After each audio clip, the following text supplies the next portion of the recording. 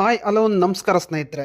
ಇವತ್ತಿನ ಈ ವಿಡಿಯೋದಲ್ಲಿ ನಾವು ಐ ಟಿ ಆರ್ ಫೈಲ್ ಒನ್ನನ್ನು ಯಾವ ರೀತಿ ಫಿಲ್ ಮಾಡೋದು ಮತ್ತು ಅದನ್ನು ಯಾವ ರೀತಿ ಸಬ್ಮಿಟ್ ಮಾಡೋದು ಮತ್ತು ಐ ಟಿ ಆರ್ ಒನ್ನನ್ನು ಯಾವ ಕೆಟಗರಿಗೆ ಸೇರಿದವರು ಸಬ್ಮಿಟ್ ಮಾಡಬೇಕಾಗುತ್ತೆ, ಹಾಗೆ ಅದನ್ನು ಯಾರ್ಯಾರಿಗೆ ಅಪ್ಲಿಕೇಬಲ್ ಆಗುತ್ತೆ, ಮತ್ತು ಐ ಟಿ ಆರ್ ಒನ್ನನ್ನು ಫೈಲ್ ಮಾಡಬೇಕಾದ್ರೆ ಏನೇನು ಡಾಕ್ಯುಮೆಂಟ್ಗಳು ಬೇಕಾಗುತ್ತೆ, ಆದರೆ ಯಾವ್ಯಾವ ಡಾಕ್ಯುಮೆಂಟ್ಗಳನ್ನ ವೆರಿಫೈ ಮಾಡಬೇಕಾಗುತ್ತೆ ಅನ್ನೋದೆಲ್ಲ ಪ್ರತಿಯೊಂದನ್ನು ಈ ವಿಡಿಯೋದಲ್ಲಿ ಸಂಪೂರ್ಣವಾಗಿ ತಿಳ್ಕೊಳ್ಳೋಣ ಫ್ರೆಂಡ್ಸ್.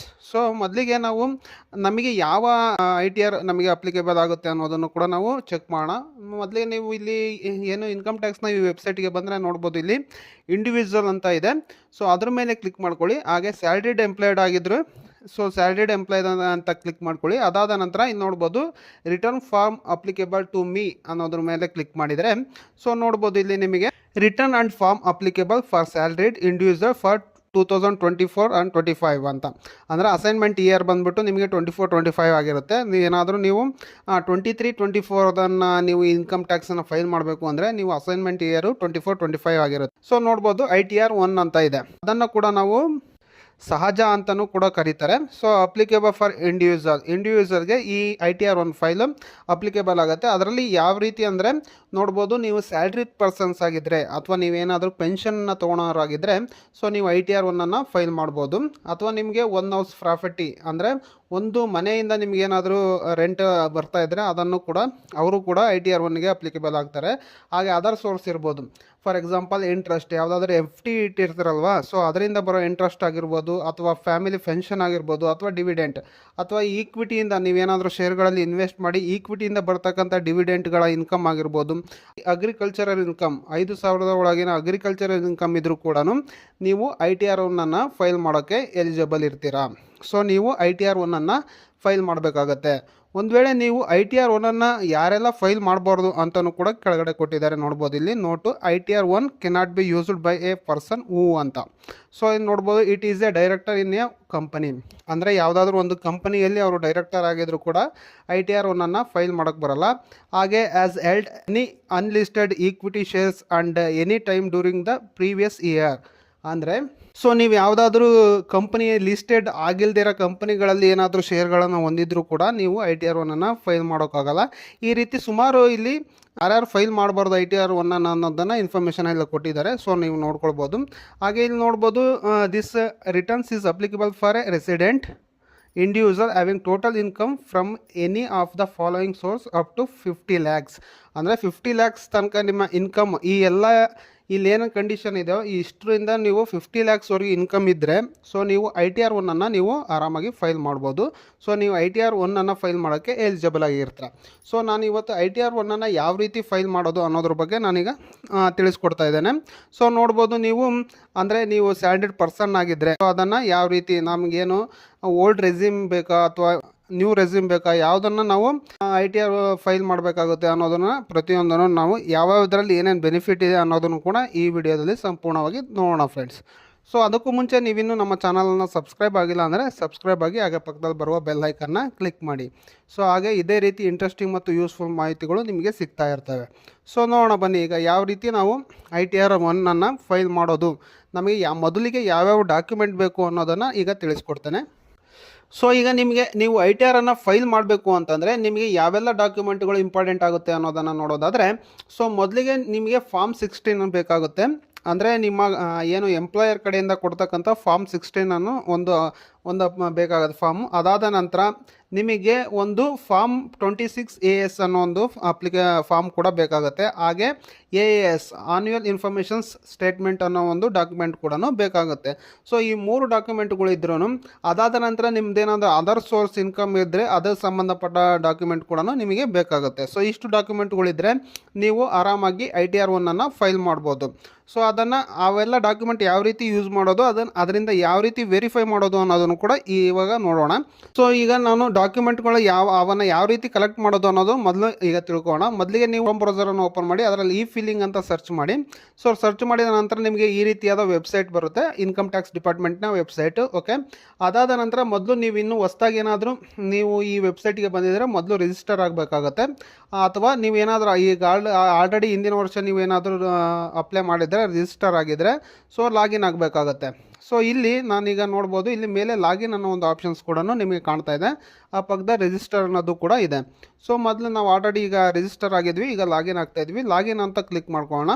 ಸೊ ಲಾಗಿನ್ ಅಂತ ಕ್ಲಿಕ್ ಮಾಡಿದರೆ ಸೊ ನೋಡ್ಬೋದು ನಿಮಗೆ ಈ ರೀತಿಯಾಗಿ ಪೇಜ್ ಓಪನ್ ಆಗುತ್ತೆ. ಸೊ ಇಲ್ಲಿ ನೋಡ್ಬೋದು ಲಾಗಿನ್ ಅಂತ ಇದೆ, ಇಲ್ಲಿ enter your user I D ಅಂತ ಇದೆ.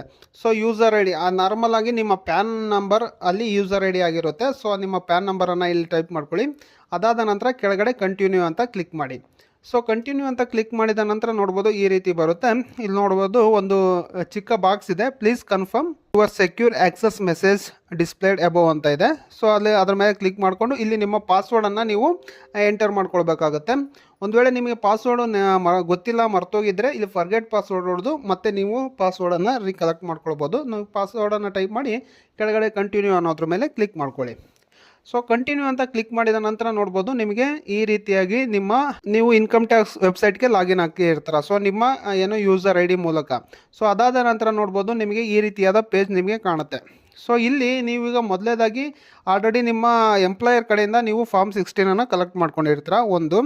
ಅದಾದ ನಂತರ ನಿಮಗೆ ಫಾರ್ಮ್ 26AS ಅನ್ನೋ ಒಂದು ಫಾರ್ಮ್ ಬೇಕಾಗುತ್ತೆ. ಸೊ ಅದನ್ನು ಯಾವ ರೀತಿ ಕಲೆಕ್ಟ್ ಮಾಡ್ಕೊಳ್ಳೋದು ಅಂದರೆ, ಈಗ ನೀವು ಲಾಗಿನ್ ಆಗಿರ್ತೀರಲ್ಲ ನಿಮ್ಮ ಯೂಸರ್ ಐ ಡಿ, ಅದರಲ್ಲೇ ನಿಮ್ಮ ಫಾರ್ಮ್ 26AS ಅನ್ನು ಕಲೆಕ್ಟ್ ಮಾಡ್ಕೊಳ್ಬೋದು. ಸೊ ಇಲ್ಲಿ ಮೊದಲಿಗೆ ನೋಡ್ಬೋದು ನೀವು ಇಲ್ಲಿ ಈ ಫೈಲ್ ಅನ್ನೋ ಒಂದು ಆಪ್ಷನ್ಸ್ ಇದೆ ಮೇಲೆ ಟಾಪಲ್ಲಿ. ಸೊ ಅದ್ರ ಮೇಲೆ ಕ್ಲಿಕ್ ಮಾಡಿ ಅದಾದ ನಂತರ ಕೆಳಗಡೆ ನೋಡ್ಬೋದು ಇನ್ಕಮ್ ಟ್ಯಾಕ್ಸ್ ರಿಟರ್ನ್ಸ್ ಅನ್ನೋದ್ರ ಮೇಲೆ ಕ್ಲಿಕ್ ಮಾಡಿದರೆ ಸೊ ಇಲ್ಲಿ ನೋಡ್ಬೋದು ಇಲ್ಲಿ ಪಕ್ಕದಲ್ಲಿ ನಿಮಗೆ ಫಾರ್ಮ್ 26AS ಅನ್ನೋ ಒಂದು ಆಪ್ಷನ್ಸ್ ಬರುತ್ತೆ. ಸೊ ಅದ್ರ ಮೇಲೆ ಕ್ಲಿಕ್ ಮಾಡಿ. ಸೊ ಅದ್ರ ಮೇಲೆ ಕ್ಲಿಕ್ ಮಾಡಿದ ನಂತರ ಈ ರೀತಿ ಬರುತ್ತೆ. ಇಲ್ಲಿ ಒಂದು ಪಾಪಪ್ ಮೆಸೇಜ್ ಇರುತ್ತೆ. ಸೊ ಕನ್ಫರ್ಮ್ ಅನ್ನೋದ್ರ ಮೇಲೆ ಕ್ಲಿಕ್ ಮಾಡ್ಕೊಳ್ಳಿ. ಅದಾದ ನಂತರ ನಿಮಗೆ ಈ ರೀತಿಯಾಗಿ ಒಂದು ಪೇಜ್ ಓಪನ್ ಆಗುತ್ತೆ. ಸೊ ಇಲ್ಲಿ ನೋಡ್ಬೋದು ಒಂದು ಚಿಕ್ಕ ಬಾಕ್ಸ್ ಇದೆ. ಸೊ ಅಗ್ರಿ ಅನ್ನೋದ್ರ ಮೇಲೆ ಅದರ ಮೇಲೆ ಕ್ಲಿಕ್ ಮಾಡಿ ಪಕ್ಕದಲ್ಲಿ ಪ್ರೊಸೀಡ್ ಅನ್ನೋದ್ರ ಮೇಲೆ ಕ್ಲಿಕ್ ಮಾಡ್ಕೊಳ್ಳಿ. ಸೊ ಪ್ರೊಸೀಡ್ ಅಂತ ಕ್ಲಿಕ್ ಮಾಡಿದ ನಂತರ ನೋಡ್ಬೋದು ನಿಮಗೆ ಈ ರೀತಿ ಬರುತ್ತೆ. ಇಲ್ಲಿ ಕೆಳಗಡೆ ನೋಡ್ಬೋದು click view tax credit form 26A annual tax statement ಅಂತ ಒಂದು ಬ್ಲೂ ಲೈನಲ್ಲಿ ಇದೆ. ಸೊ ಅದ್ರ ಮೇಲೆ ಕ್ಲಿಕ್ ಮಾಡ್ಕೊಳ್ಬೇಕಾಗತ್ತೆ. ಸೊ ಅದ್ರ ಮೇಲೆ ಕ್ಲಿಕ್ ಮಾಡ್ಕೊಳ್ಳಿ.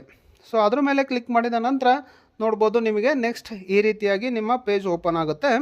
ಇಲ್ಲಿ ನೋಡ್ಬೋದು ಅಸೈನ್ಮೆಂಟ್ ಇಯರ್ ಅಂತ ಇದೆ. ಸೊ ಅಸೈನ್ಮೆಂಟ್ ಇಯರ್ ನಾರ್ಮಲ್ 24-25 ಈ ವರ್ಷದ ಏನು ಇನ್ಕಮ್ ಟ್ಯಾಕ್ಸನ್ನು ನಾವು ಅಪ್ಲೈ ಮಾಡ್ತಾ ಇದ್ದೀವಿ. ಅಂದರೆ ಅದು ಅಸೈನ್ಮೆಂಟ್ ಇಯರ್ ಈ ವರ್ಷ ಆಗಿರುತ್ತೆ. ನೀವು ಅಪ್ಲೈ ಮಾಡ್ತಾ ಇರೋದು 23-24. ಸೊ ನೆಕ್ಸ್ಟ್ ಇಲ್ಲಿ ವಿವ್ ಆ್ಯಸ್ ಅನ್ನೋದ್ರಲ್ಲಿ ಇಲ್ಲಿ HTML ಅನ್ನು ಸೆಲೆಕ್ಟ್ ಮಾಡ್ಕೊಳ್ಳಿ. ನೆಕ್ಸ್ಟ್ ಇಲ್ಲಿ ವಿವ್ ಡೌನ್ಲೋಡ್ ಅನ್ನೋದ್ರ ಮೇಲೆ ಕ್ಲಿಕ್ ಮಾಡ್ಕೊಳ್ಳಿ. ಅದಾದ ನಂತರ ಪಕ್ಕದಲ್ಲಿ ಎಕ್ಸ್ಪೋರ್ಟ್ ಆ್ಯಸ್ PDF ಅನ್ನೋದು ಓಪನ್ ಆಗುತ್ತೆ. ಸೊ ಅದ್ರ ಮೇಲೆ ಕ್ಲಿಕ್ ಮಾಡ್ಕೊಳ್ಳಿ. ಆಗ ನಿಮ್ಮ ಏನು ಫಾರ್ಮ್ 26AS ಅದು ಡೌನ್ಲೋಡ್ ಆಗುತ್ತೆ.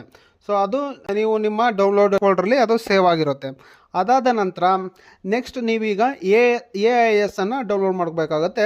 ಸೊ ಅದನ್ನು ಯಾವ ರೀತಿ ಪಡ್ಕೊಳ್ಳೋದಪ್ಪ AIS ಅನ್ನೋದನ್ನು ಕೂಡ ನಾನೀಗ ತಿಳಿಸ್ಕೊಡ್ತೇನೆ. ಸೊ AIS ಅಂದ್ರೇನು, ಆನ್ಯುವಲ್ ಇನ್ಫಾರ್ಮೇಷನ್ ಸ್ಟೇಟ್ಮೆಂಟ್ ಅಂತ.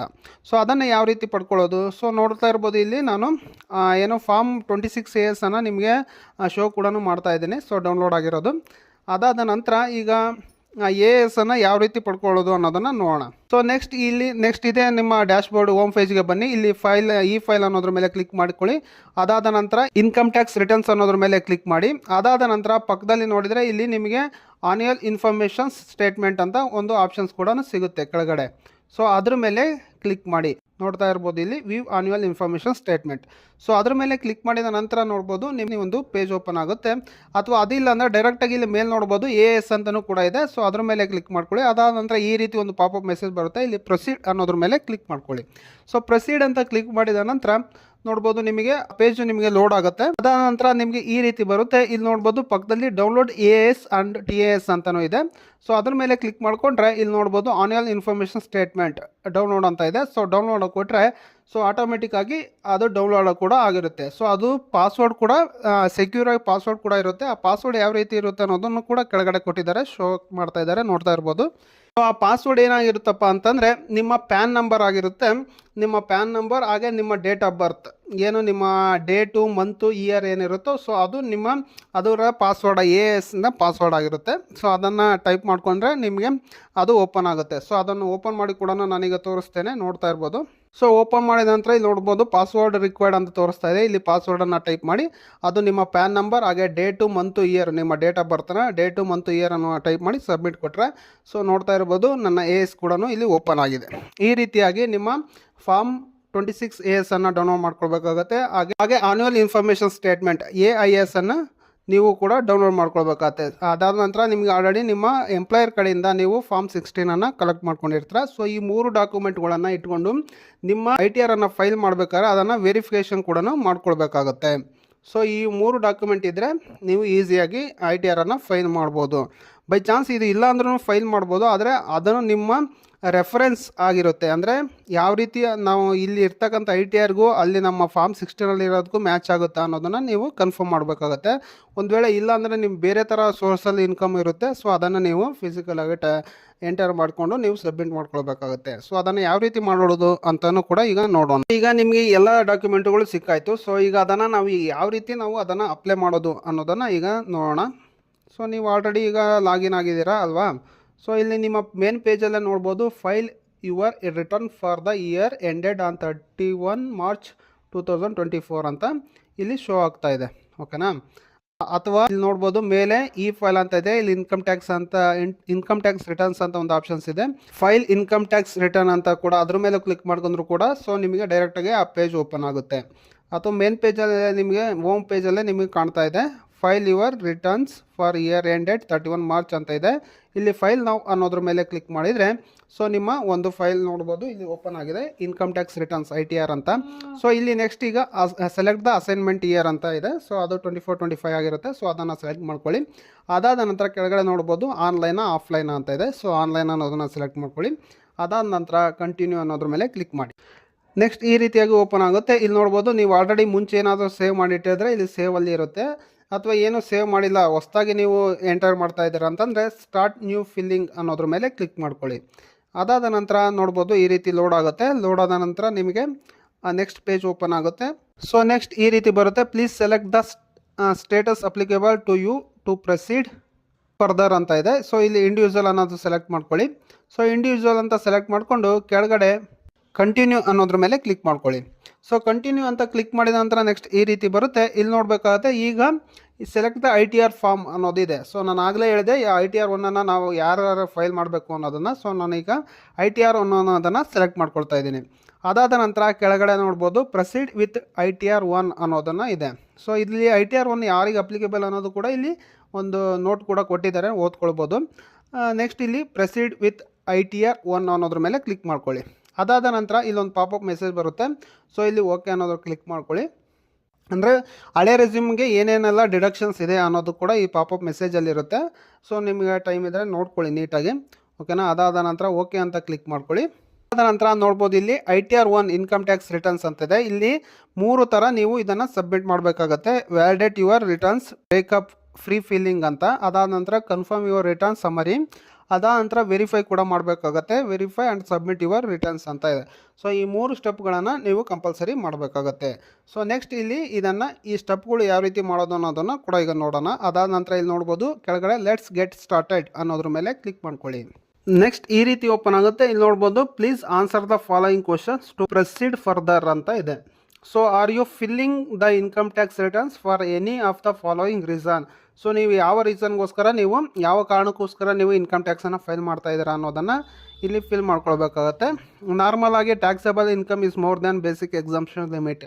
ಅಂದರೆ ಎಕ್ಸಂಪ್ಷನ್ ಲಿಮಿಟ್ಗಿಂತ ಜಾಸ್ತಿ ಇದ್ದರೆ ನಾವು ಫೈಲ್ ಮಾಡ್ತೀವಿ. ಅಥವಾ ಅದು ಯಾವುದು ಅಲ್ಲ ಅಂತಂದರೆ ಅದರ್ಸ್ ಅಂತಲೂ ಕೂಡ ನೀವು ಸೆಲೆಕ್ಟ್ ಮಾಡ್ಕೊಳ್ಬೋದು. ಒಂದು ವೇಳೆ ನೀವು ಎಕ್ಸಾಮ್ಸ್ಗಿಂತ ಜಾಸ್ತಿ ರಿಟರ್ನ್ಸ್ ಇದ್ದರೆ ನಿಮ್ಮ ಇನ್ಕಮ್ ಇದ್ದರೆ ಸೊ ನೀವು ಅದನ್ನ ಫಸ್ಟ್ ಒನ್ ಸೆಲೆಕ್ಟ್ ಮಾಡ್ಕೊಳ್ಳಿ. ಅಥವಾ ಅದರ್ಸ್ ಅಂತ ಸೆಲೆಕ್ಟ್ ಮಾಡಿಕೊಂಡು ಕೆಳಗಡೆ ಕಂಟಿನ್ಯೂ ಅನ್ನೋದ್ರ ಮೇಲೆ ಕ್ಲಿಕ್ ಮಾಡ್ಕೊಳ್ಳಿ. ಅದಾದ ನಂತರ ನೆಕ್ಸ್ಟ್ ಈ ರೀತಿಯಾದ ಒಂದು ಪಾಪಪ್ ಮೆಸೇಜ್ ಬರುತ್ತೆ. ಇಲ್ಲಿ ಓಕೆ ಅಂತಲೂ ಕ್ಲಿಕ್ ಮಾಡಿ. ಅದಾದ ನಂತರ ನೋಡ್ಬೋದು ನೀವು ಮೊದಲು ವ್ಯಾಲಿಡೇಟ್ ರಿಟರ್ನ್ಸ್ ಅಂತ ಇದೆ. ಸೊ ಇಲ್ಲಿ ನೋಡ್ಬೋದು ಪರ್ಸನಲ್ ಇನ್ಫಾರ್ಮೇಷನ್ಸ್, ಹಾಗೆ gross total income, total deductions, tax paid, ಹಾಗೆ ಟೋಟಲ್ ಟ್ಯಾಕ್ಸ್ ಲಯಬಿಲಿಟೀಸ್. ಸೊ ಇಷ್ಟು 5 ಸ್ಟೆಪ್ಗಳನ್ನು ನೀವು ಕಂಪಲ್ಸರಿಯಾಗಿ ನೀವು ಈಗ ಕಂಪ್ಲೀಟ್ ಮಾಡಬೇಕಾಗುತ್ತೆ. ಈ 5 ಸ್ಟೆಪ್ಗಳನ್ನು ಕಂಪ್ಲೀಟ್ ಮಾಡಬೇಕು ಫಸ್ಟು. ಸೊ ಮೊದಲೇದಾಗಿ ಇಲ್ಲಿ ನೋಡ್ಬೋದು ಪರ್ಸನಲ್ ಇನ್ಫಾರ್ಮೇಷನ್ಸ್ ಅಂತ ಇದೆ. ಸೊ ಈ ಪರ್ಸನಲ್ ಇನ್ಫಾರ್ಮೇಷನ್ಸ್ ಈಗ ಓಪನ್ ಆಗಿದೆ, ಫಸ್ಟ್ ಸ್ಟೆಪ್. ಸೊ ಇದನ್ನು ನಾವು ಮೊದಲು ಕಂಪ್ಲೀಟ್ ಮಾಡಬೇಕಾಗತ್ತೆ. ಸೊ ಇಲ್ಲಿ ನೀವು ಪರ್ಸನಲ್ ಇನ್ಫಾರ್ಮೇಷನ್ಸ್ ಅನ್ನೋದ್ರ ಮೇಲೆ ಕ್ಲಿಕ್ ಮಾಡಿಕೊಂಡ್ರೆ ಸೊ ನೆಕ್ಸ್ಟ್ ನಿಮ್ಮ ಪರ್ಸನಲ್ ಡೀಟೇಲ್ಸ್ ಎಲ್ಲನೂ ಕೂಡ ಇಲ್ಲಿ ನಿಮಗೆ ಶೋ ಆಗುತ್ತೆ, ನೋಡ್ತಾ ಇರ್ಬೋದು. ನಿಮ್ಮ ಪರ್ಸನಲ್ ಡೀಟೇಲ್ಸ್ ಏನೇನು ಇರುತ್ತೆ ಎಲ್ಲದನ್ನು, ನಿಮ್ಮ ಹೆಸರಾಗಿರ್ಬೋದು, ನಿಮ್ಮ ಫಾದರು, ಹಾಗೆ ನಿಮ್ಮ PAN number, date of birth ಪ್ರತಿಯೊಂದು ಶೋ ಆಗುತ್ತೆ. ಹಾಗೆ ನಿಮ್ಮ ಅಡ್ರೆಸ್ ಕೂಡ ಶೋ ಆಗುತ್ತೆ. ಅದಾದ ನಂತರ ನೆಕ್ಸ್ಟ್ ಕೆಳಗಡೆ ನೋಡ್ಬೋದು ನೇಚರ್ ಆಫ್ ಎಂಪ್ಲಾಯ್ಮೆಂಟ್ ಅಂತ ಒಂದು ಆಪ್ಷನ್ಸ್ ಇದೆ. ಸೊ ಇದು ನೀವು ಇದನ್ನು ಸೆಲೆಕ್ಟ್ ಮಾಡ್ಕೊಳ್ಬೇಕಾಗತ್ತೆ. ಸೊ ಇಲ್ಲಿ ಸೆಲೆಕ್ಟ್ ಅನ್ನೋದ್ರ ಮೇಲೆ ಕ್ಲಿಕ್ ಮಾಡಿದರೆ ಏನು ಸೆಂಟ್ರಲ್ ಗೌರ್ಮೆಂಟಾ, ಸ್ಟೇಟ್ ಗೌರ್ಮೆಂಟಾ ಅಥವಾ ಪಬ್ಲಿಕ್ ಸೆಕ್ಟರ್ ಅಂಡರ್ಟೇಕಿಂಗ್ ಅನ್ನೋದನ್ನು ನೀವು ಎಲ್ಲಿ ವರ್ಕ್ ಮಾಡ್ತಾ ಇದ್ದೀರ ಅನ್ನೋದನ್ನು ಸೆಲೆಕ್ಟ್ ಮಾಡ್ಕೊಳ್ಳಿ. ಸೊ ನಾವೀಗ ಅದರ್ಸ್ ಅನ್ನೋದನ್ನು ಸೆಲೆಕ್ಟ್ ಮಾಡ್ತಾ ಇದ್ದೀವಿ. ಅದಾದ ನಂತರ ಕೆಳಗಡೆ ನೋಡ್ಬೋದು ಫಿಲ್ಲಿಂಗ್ ಸೆಕ್ಷನ್ ಅಂತ ಇದೆ. ಇಲ್ಲಿ ನೀವು returns filed on or before due date ಅಂತ ಇದೆ. ಅಂದರೆ ನೀವೇನು ಮಾಮೂಲಿ ಈಗ ITR ಫೈಲ್ ಮಾಡೋದಕ್ಕೆ 31/7 ಅಂದರೆ 31 ಜುಲೈ 2024 ಲಾಸ್ಟ್ ಡೇಟ್ ಆಗಿರುತ್ತೆ. ಸೊ ಅಷ್ಟರೊಳಗೆ ನಾವು ಡೇಟನ್ನು ಅಷ್ಟರೊಳಗೆ ಫಿಲ್ ಮಾಡ್ತಾ ಇದ್ದರೆ ಇದು 139 ಅನ್ನೋದನ್ನು ಸೆಲೆಕ್ಟ್ ಮಾಡ್ಕೊಳ್ಬೇಕಾಗತ್ತೆ. ಅಥವಾ ನೀವು ಆ ಡೇಟ್ಗೆ ಆದಮೇಲೆ ಏನಾದರೂ ನೀವು ಫೈಲ್ ಮಾಡ್ತಾಯಿದ್ರೆ ಅದು 139 ಸೆಲೆಕ್ಟ್ ಮಾಡ್ಕೊಳ್ಬೇಕಾಗತ್ತೆ. ಸೊ ಈಗ ನಾನು ಡೇಟ್ಗಿಂತ ಮುಂಚೆನೇ ಫಿಲ್ ಮಾಡ್ತಾ ಇದ್ದೀವಿ, ಹಾಗಾಗಿ 139 ಅನ್ನೋದನ್ನು ಸೆಲೆಕ್ಟ್ ಮಾಡ್ತಾ ಇದ್ದೀವಿ. ಅದಾದ ನಂತರ ಕೆಳಗಡೆ ನೋಡ್ಬೋದು do you wish to exercise the options US 115 BAC opting out of the new tax resume ಅಂತ ಇದೆ. ಅಂದರೆ ನೀವಿಲ್ಲಿ ನೋಡ್ಬೋದು ಅಂದರೆ ಎಸ್ ಅನ್ನೋದನ್ನು ಸೆಲೆಕ್ಟ್ ಮಾಡಿಕೊಂಡ್ರೆ ಅದು ಓಲ್ಡ್ ಟ್ಯಾಕ್ಸ್ ರೆಸ್ಯೂಮ್ಗೆ ಸೆಲೆಕ್ಟ್ ಆಗುತ್ತೆ. ಅಥವಾ ನೋ ಅನ್ನೋದನ್ನು ನೀವು ಕ್ಲಿಕ್ ಮಾಡಿದರೆ ಅದು ನ್ಯೂ ಟ್ಯಾಕ್ಸ್ ರೆಸ್ಯೂಮನ್ನು ಸೆಲೆಕ್ಟ್ ಮಾಡ್ಕೊಳ್ಳುತ್ತೆ. ಅಂದರೆ by selecting this options your income and tax consumption shall be as for old tax resume. Yes ಅನ್ನೋದನ್ನು ಕ್ಲಿಕ್ ಮಾಡಿದರೆ ಅಥವಾ ನೋ ಅನ್ನೋದನ್ನು ಕ್ಲಿಕ್ ಮಾಡಿದರೆ ನಿಮಗೆ ನ್ಯೂ ಟ್ಯಾಕ್ಸ್ ರೆಸ್ಯೂಮ್ ಅದು ಅಪ್ಲಿಕೇಬಲ್ ಆಗುತ್ತೆ. ಸೊ ಈಗ ಓಲ್ಡ್ ಟ್ಯಾಕ್ಸ್ ರೆಸ್ಯೂಮನ್ನು ಸೆಲೆಕ್ಟ್ ಮಾಡ್ಕೊಳ್ತಾ ಇದ್ದೀವಿ. ಅದಾದ ನಂತರ ಕೆಳಗಡೆ ನಿಮ್ಮ ಬ್ಯಾಂಕ್ ಡೀಟೇಲ್ಸನ್ನು ನೀವು ಇಲ್ಲಿ ಅಪ್ಲೈ ಮಾಡಿರಬೇಕಾಗತ್ತೆ.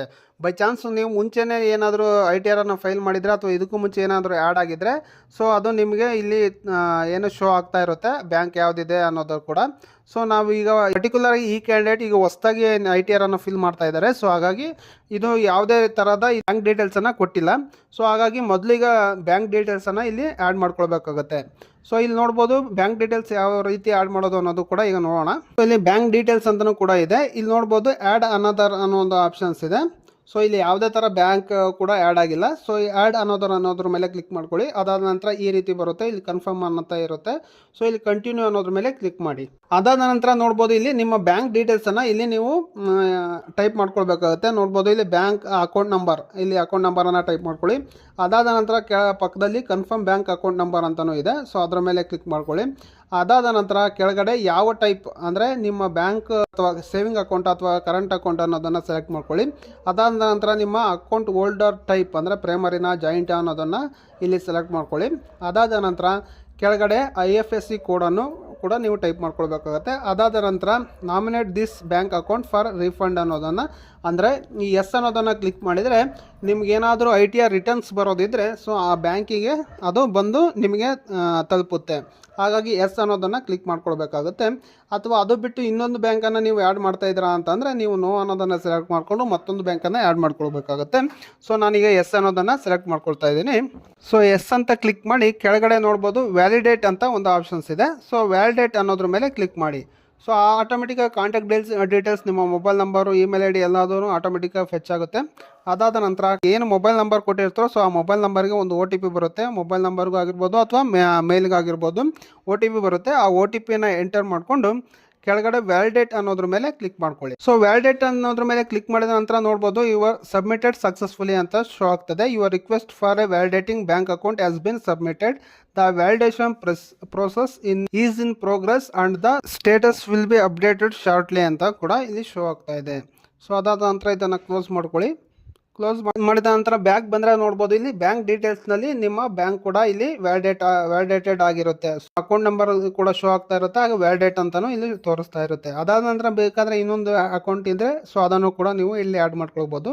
ಆ್ಯಡ್ ಅನ್ನೋದ್ರ ಮೇಲೆ ಕ್ಲಿಕ್ ಮಾಡಿಕೊಂಡು ಅದಾದ ನಂತರ ನೆಕ್ಸ್ಟ್ ಪ್ರೋಸೆಸ್ ಏನಪ್ಪ ಅಂದರೆ ಕನ್ಫರ್ಮ್ ಅನ್ನೋದ್ರ ಮೇಲೆ ಕ್ಲಿಕ್ ಮಾಡ್ಕೊಳ್ಳಿ. ಸೊ ಕನ್ಫರ್ಮ್ ಅಂತ ಕ್ಲಿಕ್ ಮಾಡಿದ ನಂತರ ನೋಡ್ಬೋದು ಈ ಪರ್ಸನಲ್ ಇನ್ಫಾರ್ಮೇಷನ್ಸ್ ಕನ್ಫರ್ಮ್ ಆಗಿರುತ್ತೆ. ಫಸ್ಟ್ ಸ್ಟೆಪ್ ಕೂಡ ಇಲ್ಲಿ ನೋಡ್ಬೋದು ಕನ್ಫರ್ಮ್ಡ್ ಅಂತಲೂ ಕೂಡ ಇಲ್ಲಿ ನಿಮಗೆ ಶೋ ಆಗ್ತಾ ಇರುತ್ತೆ.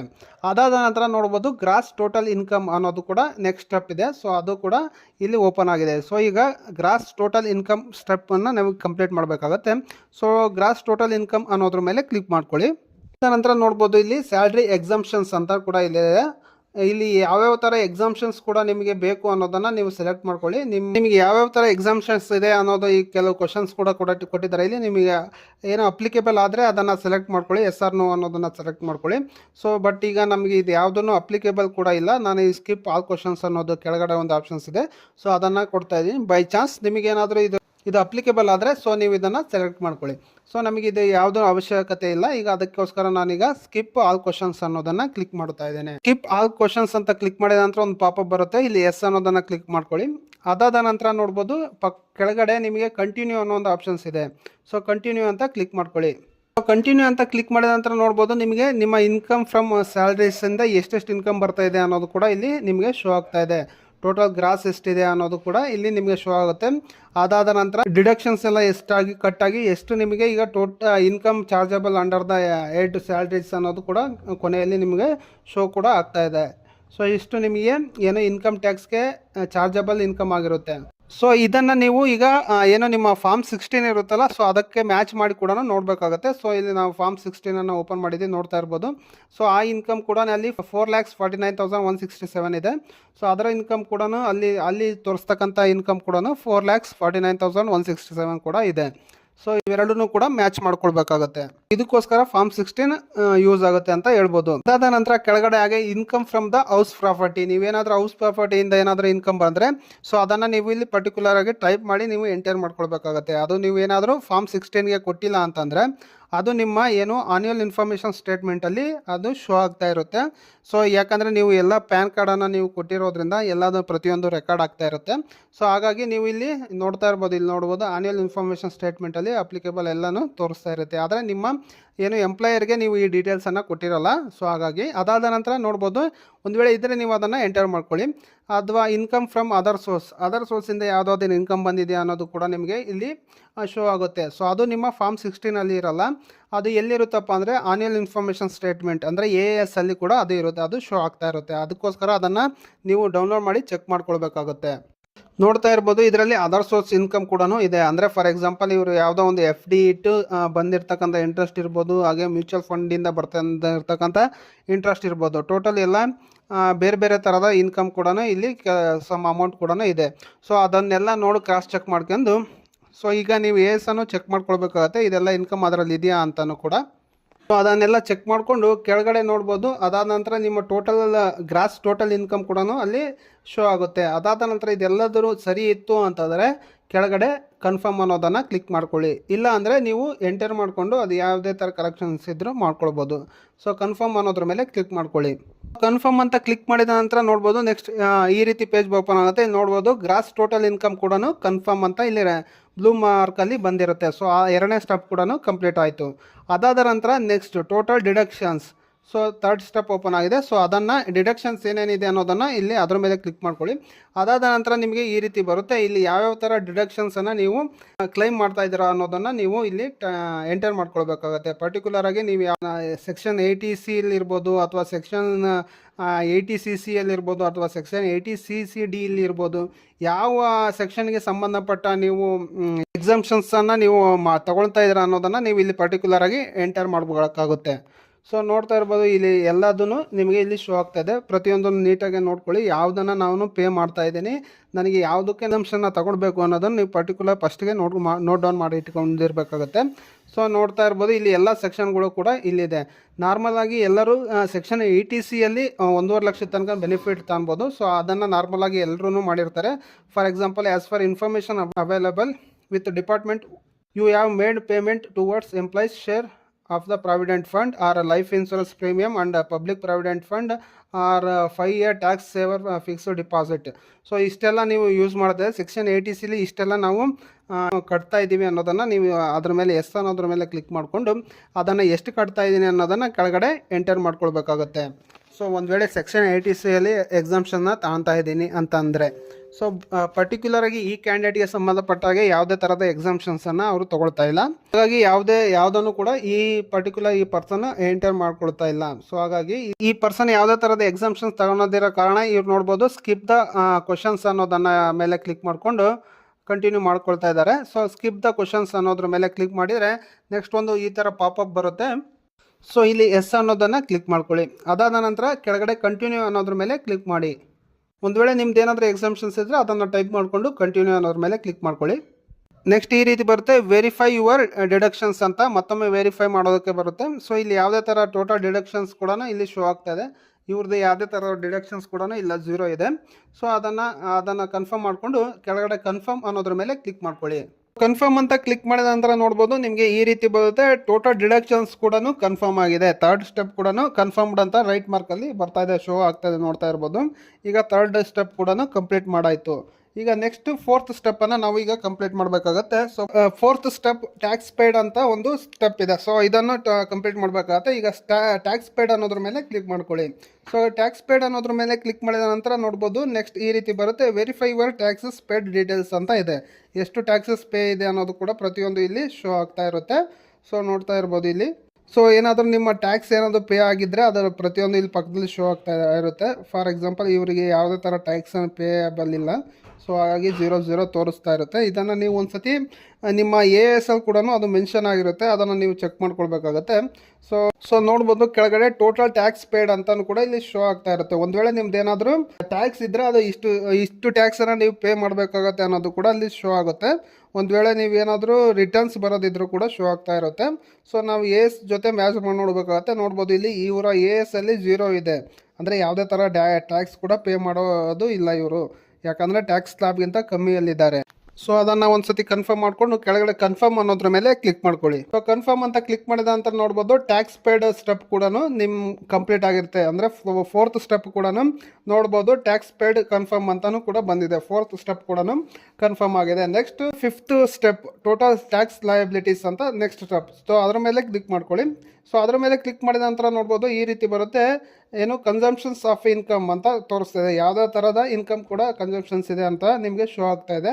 ಇದು ಟೋಟಲ್ ಇನ್ಕಮ್ ಎಷ್ಟಿದೆ, ಹಾಗೆ ಕನ್ಸಂಪ್ಷನ್ ಟ್ಯಾಕ್ಸ್ ಎಷ್ಟಿದೆ ಅನ್ನೋದು ಕೂಡ ಇಲ್ಲಿ ಪಕ್ಕದಲ್ಲಿ ಶೋ ಆಗ್ತಾ ಇರುತ್ತೆ. ಇದನ್ನು ಒಮ್ಮೆ ವೆರಿಫೈ ಮಾಡ್ಕೊಳ್ಳಿ.